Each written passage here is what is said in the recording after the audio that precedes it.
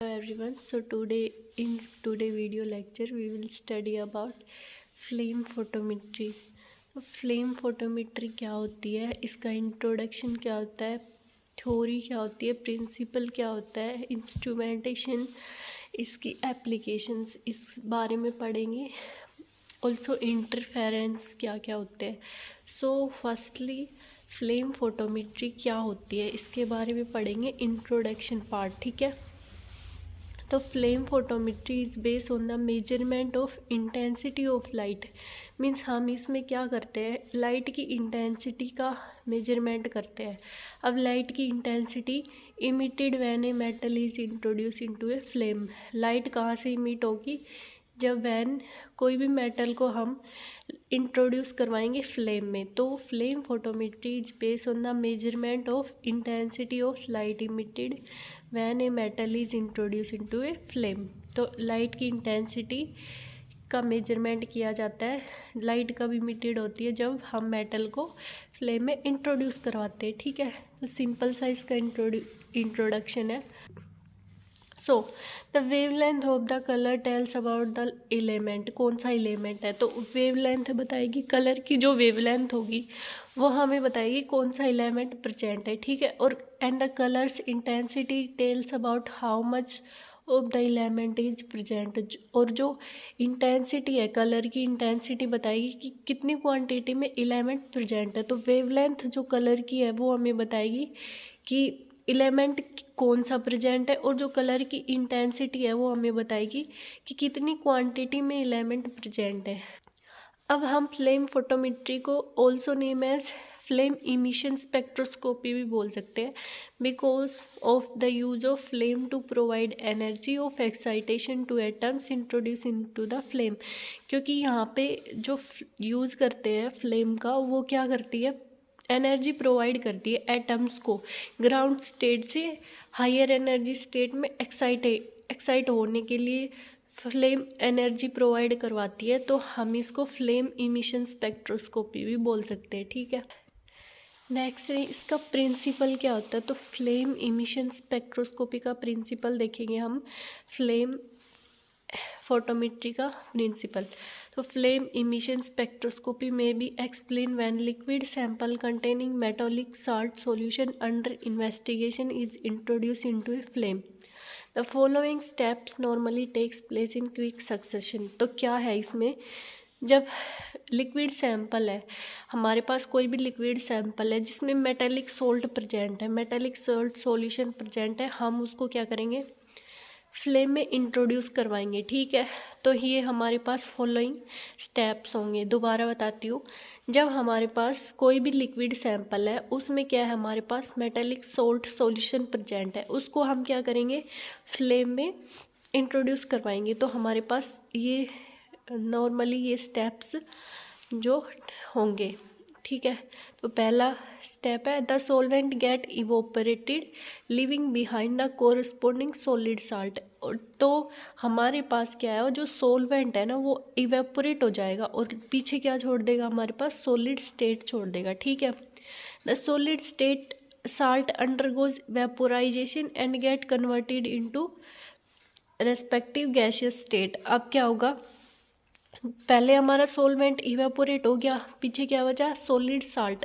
अब solid salt क्या करेगा, वेपोराइज होगा और अपनी गैसियस स्टेट में कन्वर्ट हो जाएगा। ठीक है। अब all gaseous molecule give rise to free neutral atoms और रेडिकल। जो गैसियस स्टेट में चेंज होगा, जो हमारा सॉलिड साल्ट, वो किस में क्या करेगा, molecules give rise to free neutral atom. अब वो एटम्स में कन्वर्ट हो जाएगा। ठीक है। और रेडिकल्स में, neutral atom are excited by thermal energy of flame which are fairly unstable and hence instantly emit photons and eventually return to the ground state. So क्या होता है, जो गैसियस मॉलिक्यूल है वो एटम्स में, फ्री न्यूट्रल एटम्स में convert होंगे। अब न्यूट्रल एटम है वो एक्साइट हो जाएंगे। कैसे एक्साइट होंगे, थर्मल एनर्जी को एब्जॉर्व करके फ्लेम की थर्मल एनर्जी को एब्जॉर्ब करके विच आर फेयरली अनस्टेबल, जो कि अनस्टेबल होंगे। अब न्यूट्रल एटम है वो एक्साइट होंगे थर्मल एनर्जी फ्लेम की एब्जॉर्ब करके, जो कि न्यूट्रल होंगे, ठीक है। और and instantly emit photons and eventually return to the ground state. अब वो क्या करेंगे, अनस्टेबल होंगे तो वो वहाँ पे तो रुक नहीं सकते, अब वो नीचे अपनी ग्राउंड स्टेट में वापस से आ जाएंगे और क्या इमिट करेंगे, फोटोन्स इमिट करेंगे, ठीक है। The resulting emission spectrum caused by the emit photons and its subsequent measurement forms the fundamental basis of FES। तो हमारे पास जो इमिशन होगा मीन्स जो ग्राउंड स्टेट से एक्साइटेड स्टेट से जो अनस्टेबल जो एटम्स है वो एक्साइटेड स्टेट से दोबारा ग्राउंड स्टेट में आएंगे, तो हमारे पास एक स्पेक्ट्रा का इमिशन होगा और जो फोटॉन्स इमिटेड होंगे, तो हमारे पास क्या होगा, मेजरमेंट होगा फंडामेंट। तो ये हमारा फंडामेंटल बेसिस होता है, तो हम उसको मेजर करेंगे, यही होता है फ्लेम फोटोमेट्री में, ठीक है। तो एक एग्जांपल लेते हैं हम यहाँ पे। तो introduction of sodium salt to the flame impart a yellow colour.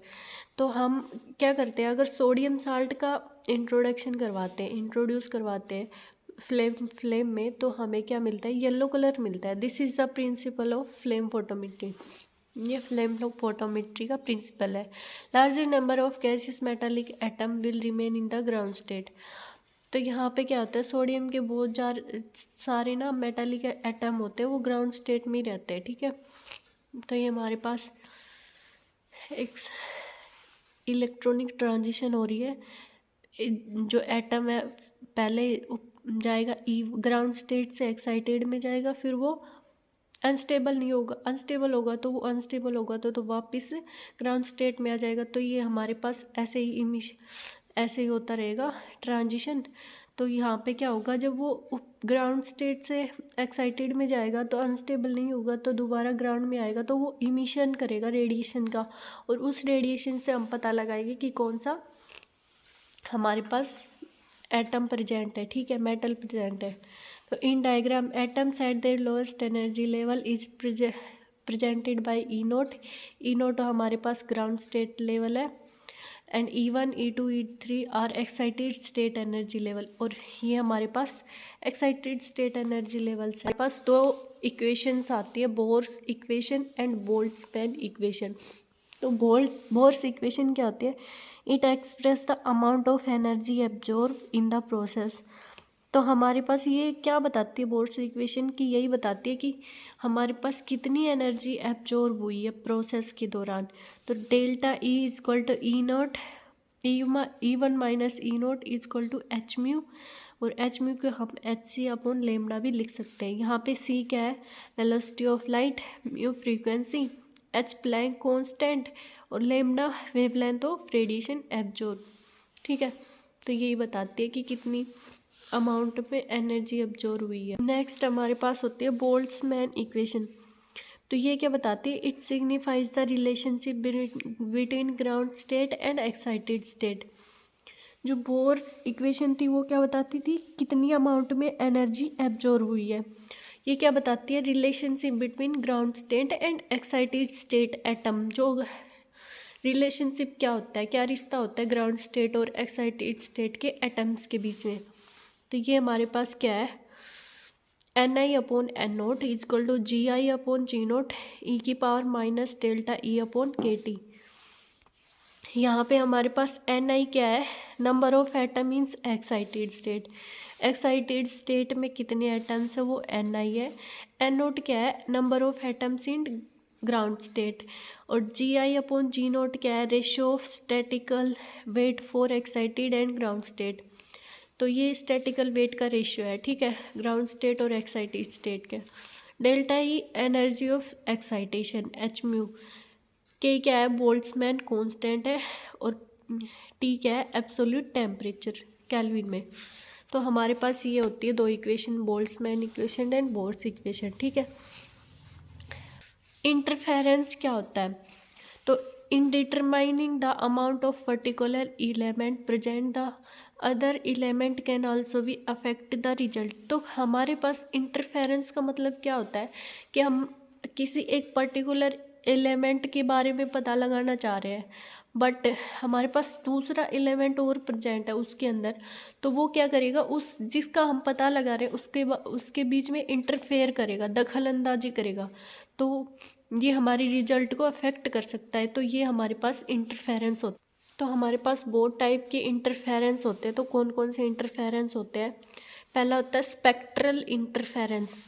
तो ये इसमें क्या होता है, it occurs when the emission lines of two elements cannot be resolved or arises from the background of flame itself।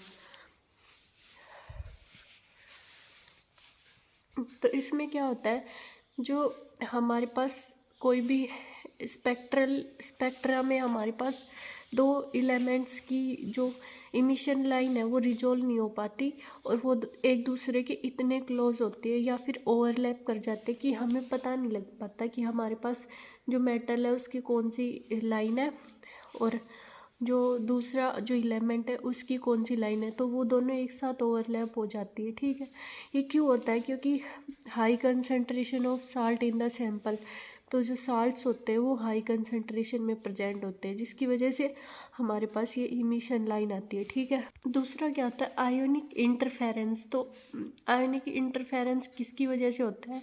जो high temperature होता है flame का, वो क्या करता है, आयनाइजेशन कर देता है मेटल एटम्स का, मीन्स जो एटम होता है हमारा वो क्या होता है, आयंस में टूट जाता है, जिसकी वजह से जो आयंस होते हैं वो अपना एक इमिशन स्पेक्ट्रा शो करने लग जाते हैं, जो कि किससे डिफरेंट होता है, सोडियम एटम से या एटम से डिफरेंट होता है। मीन्स इस कहने का मतलब क्या है, हमारे पास जो आयनिक इंटरफेरेंस होता है वो हाई टेम्परेचर से होता है, फ्लेम के हाई टेम्परेचर से। अगर फ्लेम का टेम्परेचर हाई होगा तो आयनाइजेशन स्टार्ट हो जाएगा। हमारे पास कोई भी मेटल है उसका आयनाइजेशन होगा, तो आयनाइजेशन होगा तो क्या होगा, वो आयंस में टूट जाएगा। ये हमारे पास मेटल है, अभी ये हमारे पास आयंस में टूट गया, तो जो आयंस होते हैं ना, ये एनायन है, सोडियम एनायन है, तो हमारे पास सोडियम कैटायन है, सॉरी, ये हमारे पास क्या करेगा, अपना खुद का स्पेक्ट्रा इमिट करेगा।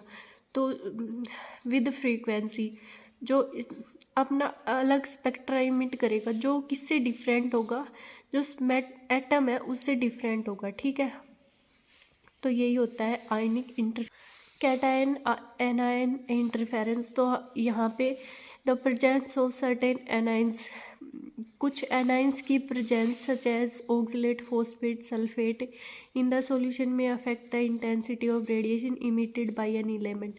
तो हमारे पास क्या होगा, कुछ एनाइंस प्रेजेंट होंगे ना, उनकी वजह से जो जो हमारे पास एलिमेंट है उसकी इंटेंसिटी को ये अफेक्ट करेगा। ठीक है, तो ये होता है कैटायन। इसमें क्या होता है, हमारे पास ऑक्साइड फॉर्मेशन इंटरफेरेंस में जो large number of free metal atom है वो कंबाइन होते हैं ऑक्सीजन के साथ, और कई ऑक्सीजन के साथ कंबाइन होकर ऑक्साइड्स का फॉर्मेशन करते हैं और depress the emission intensity of free metal, तो इंटेंसिटी को डिप्रेस कर। सो अब हमारे पास आता है इंस्ट्रूमेंटेशन पार्ट। तो इंस्ट्रूमेंटेशन पार्ट में क्या होता है, हमारे पास ये हमारे पास सैंपल होता है। सैंपल में क्या होता है, हमारे पास जो मेटल सोल्ट प्रेजेंट होता है जिसकी हम एनालिसिस करने वाले। ठीक है, यहाँ पे क्या होता है, एटोमाइजर क्या होता है, एटोमाइजर क्या होता है, एटम्स के मतलब एटम्स का साइज फिक्स करता है कि कितना साइज़ का एटम होना चाहिए। ठीक है, यहाँ पे मिक्सिंग चैम्बर होता है, यहाँ पे क्या होता है, हमारा फ्यूल और ये हमारे सैंपल मिक्स होते हैं, ये बर्नर होता है और ये फ्लेम होती है। ठीक है, यहाँ पे लेंस मिरर होता है, स्लिट होती है, और ये monochromator, detector and LCD display. तो हम इसको एक्सप्लेन करते हैं। तो पार्ट्स ऑफ फोटोमीटर, हमारे पास क्या क्या पार्ट्स होते हैं। पहला होता है burner, mirrors, monochromator, filter and detector. तो बर्नर्स का क्या काम होता है, in flame photometer several burner and fuel oxidant combination have been use to produce the analytical flame. तो हमारे पास बर्नर का क्या काम होता है? बेसिकली बर्नर तो हमें फ्लेम ही प्रोवाइड करता है, तो ये फ्यूल ऑक्सीडेंट होता है, तो ये हमें फ्लेम प्रोवाइड करेगा। तो टाइप कितने टाइप के हो सकते हैं? 4 टाइप के। Meker burner, total consumption burner, premix of laminar flow burner, Lundegardh burner. ये हमें इतने एक्सप्लेन करने की ज़रूरत नहीं है, बस इसके टाइप्स बता सकते हैं, ठीक है। मिरर्स क्या होते हैं? मिरर्स होते हैं the radiation from the flame is emitted in A all direction in space. तो इसका क्या काम होता है? जब रेडिएशन होती है फ्लेम से निकलने वाली, वो क्या होगी? सारी डायरेक्शन में फैल जाएगी। तो much of radiation is lost and loss of signal results. In order to maximize the amount of radiation used in the analysis, a mirror is located behind the burner to reflect the radiation back to the entrance slit of the monochromator. तो क्या होता है? बहुत सारी radiation lost हो जाती है और उसकी वजह से सिग्नल्स भी लॉस्ट होते हैं। तो उसको मैक्सिमाइज करने के लिए amount of radiation use in the analysis, तो हम क्या करते हैं? एक मिरर बीच में लगाते हैं ताकि बर्नर से जो लाइट रिफ्लेक्ट हो वो किसके पास जाए? स्लिट से होकर मोनोक्रोमेटर के पास जाए। मीन्स जो रेडिएशन है वो हमारे पास सारी डायरेक्शन में ना फैले, इसकी वजह से मिरर लगाते ताकि वो स्लिट से होकर किसके पास जाए? मोनोक्रोमेटर के पास। This mirror is concave and covers as wide a solid angle from the flame as possible. ये क्या होती है? कनकेव होती है, ठीक है। हमारे पास ये मिरर है तो ये हमारे पास कनकेव होता है, तो जो लाइट होती है वो इससे रिफ्लेक्ट करेगी और ये रिफ्लेक्ट करेगा, रिफ्लेक्ट बैक करेगा स्लिट पे, और स्लिट क्या करेगी? मोनोक्रोमेटर के पास इमिट करेगी। तो ये हमारे पास होता है मिरर। तो मोनोक्रोमेटर क्या होते हैं? मोनोक्रोमेटर क्या होते हैं? Convert polychromatic light into monochromatic light. Means बहुत सारी जो हमारे पास लाइट्स है वो इनको ये सिंगल लाइट में कन्वर्ट करता है, ठीक है। तो मोस्टली प्रिज्म्स यूज्ड किए जाते हैं जी मोनोक्रोमेटर। नेक्स्ट है हमारे पास डिटेक्टर। तो डिटेक्टर क्या करता है? Measure the intensity of radiation falling on it. जो इंटेंसिटी होती है उसको मेजर करता है। Photo multiply detector are employ which produce an electric signal from the radiation falling on it. तो फोटो मल्टीप्लाई डिटेक्टर यूज़ किए जाते हैं, तो ये होता है। अब आती है इसकी एप्लीकेशन। तो एप्लीकेशन क्या क्या होती है? पहली होती है क्वालिटेटिव एनालिसिस। ये दोनों में एप्लीकेशन इसकी दोनों होती है। मीन्स हम इसको क्वालिटेटिव और क्वांटिटेटिव दोनों एनालिसिस के लिए यूज़ कर सकते हैं। तो in qualitative analysis only use to detect elements of group 1 to 2। तो क्वालिटेटिव एनालिसिस किसकी की जा सकती है? ग्रुप 1 और 2 के एलिमेंट्स की। Example sodium, magnesium, potassium, lithium, strontium, bronsium. Quantitative analysis, one of the most useful application of flame photometry, rapid determination of elements of group 1 and 2। इसमें भी 1 and 2 का एलिमेंट्स का एनालिसिस किया जाता है। Simultaneous multi element analysis means हम बहुत सारे एलिमेंट्स को एक बार एनालाइज कर सकते हैं। तो ये हमारे पास था फ्लेम फोटोमेट्री।